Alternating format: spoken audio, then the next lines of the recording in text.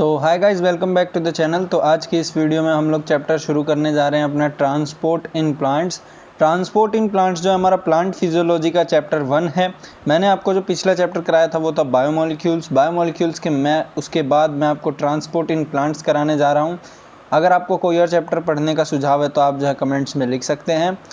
अब जो है हम लोग ट्रांसपोर्ट इन प्लांट्स के अंदर जो है अपना फर्स्ट टॉपिक स्टार्ट करने जा रहे हैं, जिसे हम कहते हैं substances to be transported in plants. यानी क्या क्या वो सब्सटेंस हैं जिन्हें जो है हमें प्लांट के अंदर ट्रांसपोर्ट करने की ज़रूरत पड़ती है, यानी एक से दूसरी जगह ले जाने की ज़रूरत पड़ती है। पहला सब्सटेंस जैसा कि सबको पता है वो है वाटर। वाटर जो है प्लांट के अंदर एक जगह से दूसरी जगह ले जाना जो है बहुत ज़्यादा ज़रूरी है, क्योंकि अगर पानी हर पार्ट पे नहीं पहुंचेगा तो वहाँ पर जो है अच्छे से जो है उसकी वर्किंग नहीं होगी। जैसा कि आप जानते भी हैं, प्लांट के जितने भी ग्रीन पार्ट्स होते हैं वहाँ पे हर जगह वाटर होता है। ब्राउन पार्ट्स में भी होता है, सॉफ्ट पार्ट में भी होता है, डार्क पार्ट में थोड़ा कम होता है। सेकंड जो सब्सटेंस ज़रूरत है प्लांट को जो कि ट्रांसपोर्ट करने की ज़रूरत है वो है मिनरल एंड न्यूट्रिएंट्स। अब जैसा कि आपको पता है जो प्लांट होता है वो मिनरल और न्यूट्रिएंट्स कहाँ से लेता है। प्लांट जो अपने मिनरल और न्यूट्रिएंट्स हैं वो सॉइल से लेता है। इसके बाद जो थर्ड चीज़ ट्रांसपोर्ट करने की ज़रूरत है वो प्लांट्स के अंदर वो है ऑर्गेनिक न्यूट्रिएंट्स। ऑर्गेनिक न्यूट्रिएंट्स भी जो है प्लांट जो है अपने सॉइल से लेता है। ऑर्गेनिक न्यूट्रिएंट्स के बाद जो फोर्थ सब्सटेंस जो प्लांट को ट्रांसपोर्ट करवाने की ज़रूरत पड़ती है उसे हम लोग कहते हैं प्लांट ग्रोथ रेगुलेटर्स और हॉर्मोन्स। प्लांट ग्रोथ रेगुलेटर्स या फिर हॉर्मोन्स भी इन्हें कहा जाता है। प्लांट हॉर्मोन्स भी जो है हम लोग इसे कह सकते हैं। आपने अपनी क्लास 10th में पढ़ा होगा कंट्रोल एंड कोऑर्डिनेशन चैप्टर के अंदर। प्लांट ग्रोथ एंड हॉर्मोन्स या फिर रेगुलेटर्स के एग्जांपल होते हैं ऑक्सिन हो गए जो कि प्लांट की टिप पर प्रेजेंट होता है, साइटोकाइन हो गए, जिबरलिक एसिड हो गया, जिबरलिन्स हो गए, और हमारा एब्सिसिक एसिड हो गया एसिड। आपको जो है मैंने कुछ एग्जाम्पल भी दे दिए हैं प्लांट ग्रोथ रेगुलेटर के। अब जो हम लोग टाइप ऑफ ट्रांसपोर्ट पढ़ने जा रहे हैं, जो कि किन किन टाइप के जो है ट्रांसपोर्ट हमें देखने को मिलते हैं प्लांट के अंदर। टाइप ऑफ ट्रांसपोर्ट को जो बेसिस है वो है डिस्टेंस, यानी कितना डिस्टेंस जो है ट्रैवल करना पड़ता है। उसके बेसिस पे हमारे दो तरीके के ट्रांसपोर्ट होते हैं। शॉर्ट डिस्टेंस होता है एक तो, और एक होता है हमारा long distance. This is short distance and this is long distance. जो हमारा शॉर्ट डिस्टेंस ट्रांसपोर्ट होता है वो विद इन द सेल होता है, यानी एक सेल के अंदर ही होता है। और जो हमारा लॉन्ग डिस्टेंस ट्रांसपोर्ट होता है वो हमारा, हम उसे ट्रांसलोकेशन भी कहते हैं, ऑल्सो कॉल्ड ट्रांसलोकेशन। ट्रांसलोकेशन हमारा जो शॉर्ट डिस्टेंस ट्रांसपोर्ट होता है, जैसा कि मैंने आपको बताया, सेल के अंदर भी जो है ट्रांसपोर्ट होता है। उसके बाद जो है अक्रॉस मेम्ब्रेन, एक सेल के अंदर से दूसरे सेल के अंदर भी जो ट्रांसपोर्ट होता है उसको भी जो है हम लोग शॉर्ट डिस्टेंस ट्रांसपोर्ट के अंदर ही लेते हैं। और जो ट्रांसपोर्ट होता है हमारा सेल टू टिश्यू, सेल से लेके जो टिश्यू के बीच में ट्रांसफ़र है वो भी हमारा शॉर्ट डिस्टेंस ट्रांसपोर्ट के अंदर ही आता है। लॉन्ग डिस्टेंस ट्रांसपोर्ट की अगर मैं आपको एग्जांपल दूं तो जैसे जो हमारे हार्मोन्स होते हैं वो हार्मोन्स किसी और पार्ट में बनते हैं और उनके जो ज़रूरत है वो किसी और साइट पर होता है। सेकंड जो इनके बीच में पॉइंट ऑफ डिफरेंस है वो है सप्लीमेंटेड बाय एक्टिव ट्रांसपोर्टेशन। ये जो है हमारे एक्टिव ट्रांसपोर्टेशन से जो है सप्लीमेंट होते हैं, supplemented by active transport and passive transport. इसके अंदर जो है हमें एक्टिव और पैसिव दोनों तरीके के ट्रांसपोर्ट देखने को मिलेंगे। और जो हमारा लॉन्ग डिस्टेंस ट्रांसपोर्ट के अंदर जो है हमारे वेस्कुलर टिश्यूज जो है प्रेजेंट होते हैं। वेस्कुलर टिश्यू जैसे कि हमारे जाइलम हो गए, जाइलम जो है हमारा वाटर का जो ट्रांसपोर्ट है वो कराता है। और एक हो गया हमारा फ्लोएम, फ्लोएम के अंदर जो है फूड मटेरियल जो है उसका ट्रांसपोर्टेशन होता है। तो हमने on the basis of distance travelled, दो तरीके के ट्रांसपोर्ट देखे, एक है हमारा शॉर्ट डिस्टेंस, एक है हमारा लॉन्ग डिस्टेंस। ये जो हमारा सेल के अंदर होता है, क्रॉस मेम्ब्रेन होता है, सेल टू टिश्यू होता है, इसको लॉन्ग डिस्टेंस ट्रांसपोर्ट को हम लोग जो है ट्रांसलोकेशन भी कहते हैं, क्योंकि इसके अंदर जो है लोकेशन का चेंज होता है, यानी एक जगह से दूसरी जगह जाता है हमारा जो भी मटेरियल है, सब्सटेंस है। सेकंड पॉइंट ऑफ डिफरेंस है इनके बीच में, ये जो है एक्टिव ट्रांसपोर्ट और पैसिव ट्रांसपोर्ट के थ्रू जो है सप्लीमेंट किया जाता है। इसके अंदर जो है मैकेनिकल हमारी वेस्कुलर टिश्यूज प्रेजेंट होती है, that is xylem and phloem. Next जो हमारा टॉपिक है वो है डायरेक्शन ऑफ ट्रांसपोर्ट। क्या क्या डायरेक्शन होता है ट्रांसपोर्ट का? जो हमारा ट्रांसपोर्ट है वाटर एंड मिनरल्स का, transport of water and minerals is unidirectional.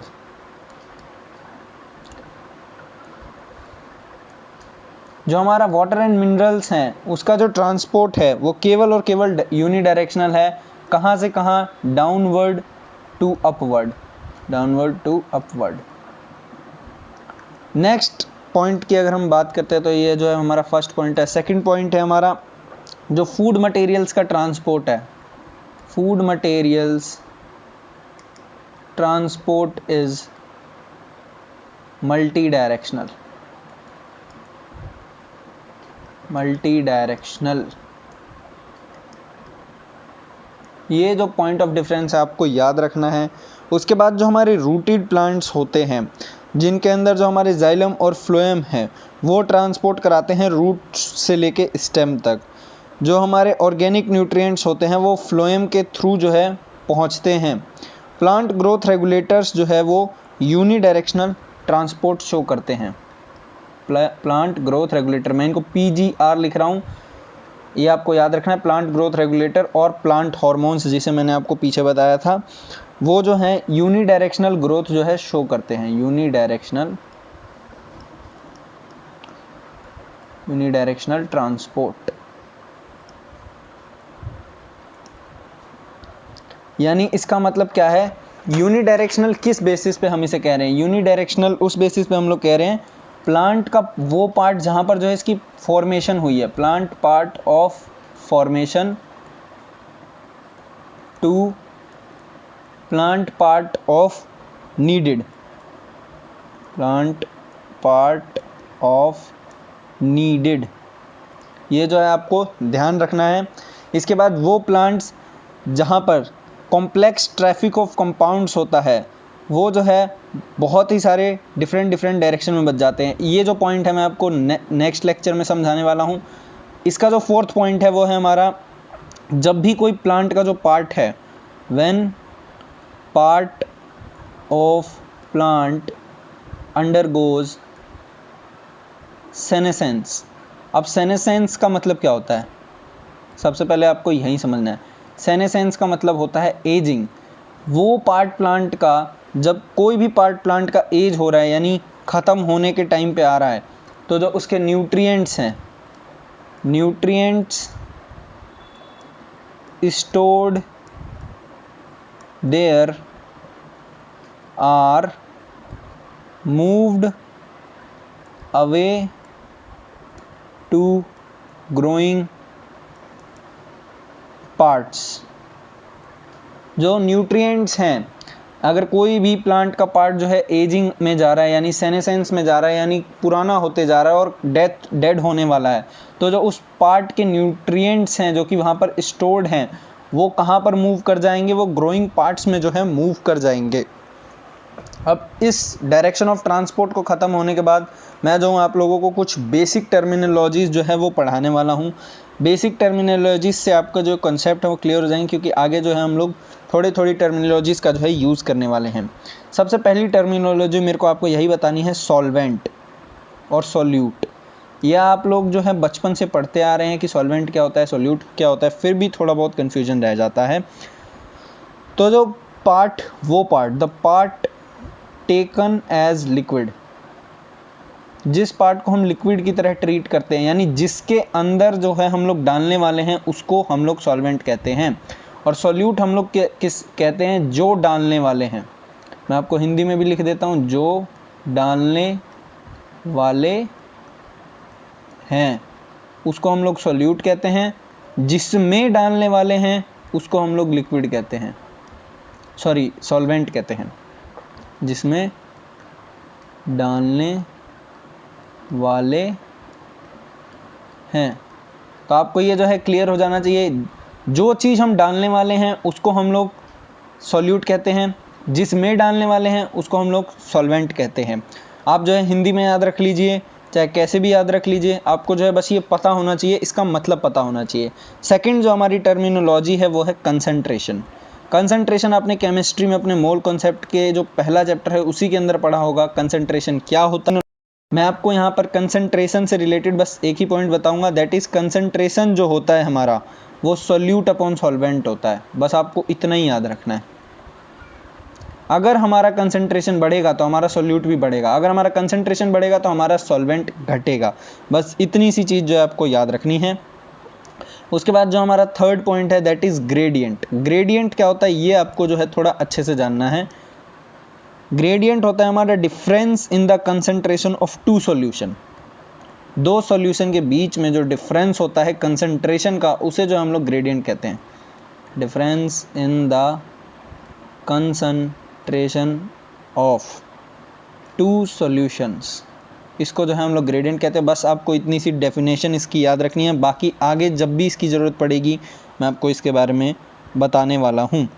उसके बाद जो है फोर्थ पॉइंट पे हम जो है कुछ टाइप्स ऑफ सॉल्यूशन की बात करने से पहले एक बार मैं आपको इक्विलिब्रियम समझा देता हूँ कि इक्विलिब्रियम क्या होता है। इक्विलिब्रियम आपने केमिस्ट्री में चैप्टर भी है, आप उसमें भी पढ़ेंगे, लेकिन मैं आपको यहाँ पे छोटा सा स्टेटमेंट, छोटी सी जो बात है वो बताने वाला हूँ। It is a state at which the net movement of substance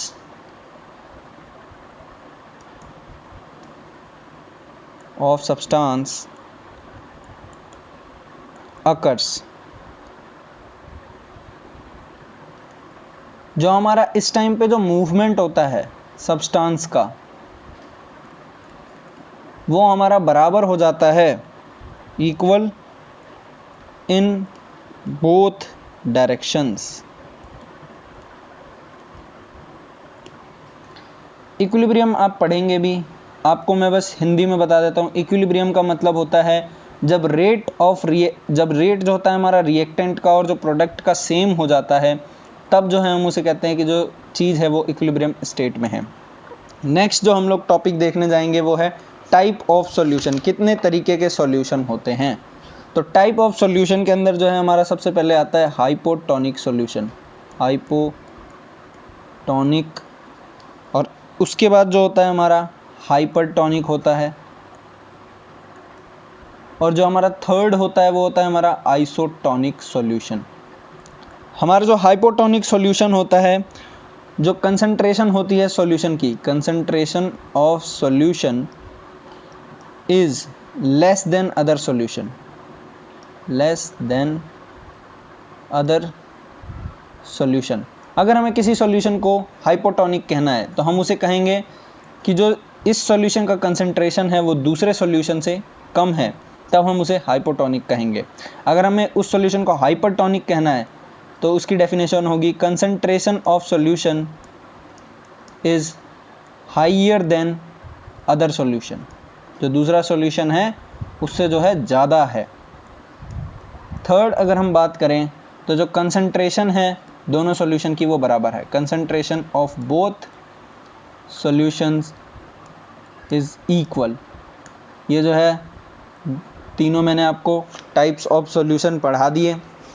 types of solution के बाद जो हम लोग नेक्स्ट चीज़ देखेंगे वो है हमारी टाइप्स ऑफ मेम्ब्रेन।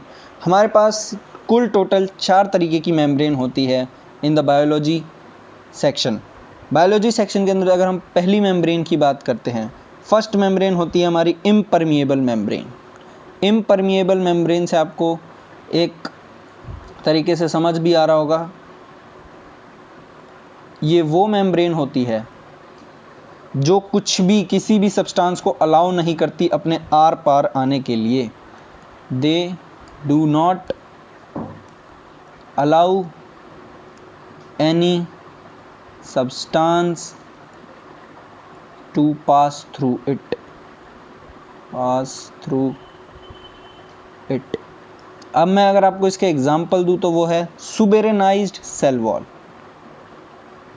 आपने जो एनाटॉमी पढ़ी होगी, एनाटॉमी ऑफ प्लांट्स के अंदर आपने पढ़ा होगा जो स्क्लेरेंकाइमा होती है वो सुबेरेनाइज्ड होती है, सुबेरेनाइज्ड सेल वॉल होती है। कई बैक्टीरिया की भी होती है सुबेरेनाइज्ड सेल वॉल। नेक्स्ट जो हमारा मेम्ब्रेन है वो है परमिएबल मेम्ब्रेन। परमिएबल मेम्ब्रेन को मैं एम से डिनोट करूँगा। ये जो है हर एक सब्सटेंस को अलाउ करता है, कोई भी सब्सटेंस जो है इसके आर पार आ जा सकता है। It allows all substances. Substances में हमारे जैसे सॉल्वेंट को भी ये अलाउ करता है और सोल्यूट को भी अलाउ करता है आर पार होने के लिए। एग्जाम्पल मैं अगर आपको इसका दूं तो वो है सेल्यूलोसिक सेल वॉल। जो प्लांट की सेल्यूलर वॉल होती है वो हर एक चीज़ को अलाउ करती है अपने आर पार जाने के लिए। वो सोल्यूट भी जा सकता है उसके आर पार और सॉल्वेंट भी जा सकता है उसके आर पार। थर्ड टाइप ऑफ मेम्ब्रेन की बात करें तो वो है हमारी semi permeable membrane. Semi permeable membrane नाम सुन के भी आपको समझ आ रहा होगा, जो कुछ ही चीज़ों को आर पार। It allows only solvent, solvent के अंदर जो है liquid only. It allows only liquid to pass across it, to pass across it and not solute. इसके आर पार जो है सॉल्यूट नहीं जा सकता। इसके एग्जाम्पल की बात करें तो हमारा फर्स्ट एग्जाम्पल है वो होता है एग मेम्ब्रेन। एग मेम्ब्रेन के आर पार जो है हमारा केवल लिक्विड जा सकता है, सॉल्यूट कोई भी नहीं जा सकता। फोर्थ हम लोग बात करते हैं that is selectively permeable membrane. Selectively it allows only solvent, it allows only solvent and some solutes। ये जो है कुछ सॉल्वेंट और ऑल सॉल्वेंट एंड कुछ सॉल्यूट को ही जो है अलाउ करती है, allow to pass through. Example की अगर हम लोग बात करें तो जो पहला एग्जाम्पल है वो है हमारा प्लाज्मा मेम्ब्रेन, जो कि हमारे अंदर किसी भी जो है ह्यूमन के अंदर जो है प्रेजेंट होता है, दैट इज़ प्लाज्मा मेम्ब्रेन।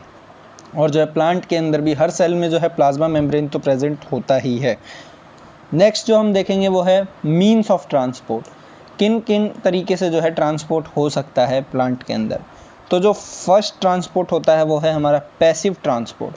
हमने जो पीछे पढ़ा था वो कितने तरह के ट्रांसपोर्ट पढ़ा था, अब जो है हम लोग पढ़ रहे हैं वो किन किन तरीकों से ट्रांसपोर्ट हो सकता है ये पढ़ेंगे। सबसे पहले हम पढ़ने वाले हैं पैसिव ट्रांसपोर्ट और एक्टिव ट्रांसपोर्ट। जो हमारा पैसिव ट्रांसपोर्ट होता है इसके अंदर जो एटीपी है वो बिल्कुल भी खर्च नहीं होती, नो एटीपी रिक्वायर्ड। ये जो पॉइंट है आपको एकदम गांठ बांध के रख लेनी है। नेक्स्ट एक्टिव ट्रांसपोर्ट की बात करें तो इसमें जो है एटीपी रिक्वायर्ड होती है, एटीपी की ज़रूरत पड़ती है। एटीपी की ज़रूरत पड़ने से हमें ये समझना चाहिए कि यहाँ पर कुछ ना कुछ जो काम है वो अगेंस्ट द कंसंट्रेशन ग्रेडियंट हो रहा है, यानी उल्टा हो रहा है, तभी इसमें जो है एनर्जी की रिक्वायरमेंट पड़ रही है। नेक्स्ट अगर हम पॉइंट की बात करें तो इसमें जो है मूवमेंट जो होता है सब्सटेंस का वो कैसा होता है, movement of substance is from higher to lower concentration. कहाँ से कहाँ पर होता है, हायर से लोअर कंसंट्रेशन में जो है होता है, हायर टू लोअर कंसंट्रेशन। अगर हम लोग बात करते हैं second point of active transport की, तो इसके अंदर जो मूवमेंट होता है सब्सटेंस का, movement of substance is lower to higher concentration, lower to higher concentration. Next अगर हम थर्ड पॉइंट की बात करते हैं तो ये जो है हमारा अलोंग कंसंट्रेशन ग्रेडियंट होता है, अलोंग कंसंट्रेशन ग्रेडियंट। अगर हम लोग एक्टिव ट्रांसपोर्ट की बात करें तो ये जो है हमारा अगेंस्ट कंसंट्रेशन होता है, अगेंस्ट कंसंट्रेशन ग्रेडियंट होता है, यानी इसके अंदर जो है लोअर कंसंट्रेशन से जो है हायर कंसंट्रेशन में भेजा जाता है, यानी लो से हाई पे भेजने पे जो है हमारी एटीपी की रिक्वायरमेंट पड़ती ही पड़ती है। और ये जो है हमारा अगेंस्ट कंसंट्रेशन ग्रेडियंट जो है काम होता है, प्रोसेस हो ट्रांसपोर्ट होता है। हमने जो है मीन्स ऑफ ट्रांसपोर्ट में यही दो पढ़ने थे जो कि हमने पढ़ लिए। अब इसके बाद जो है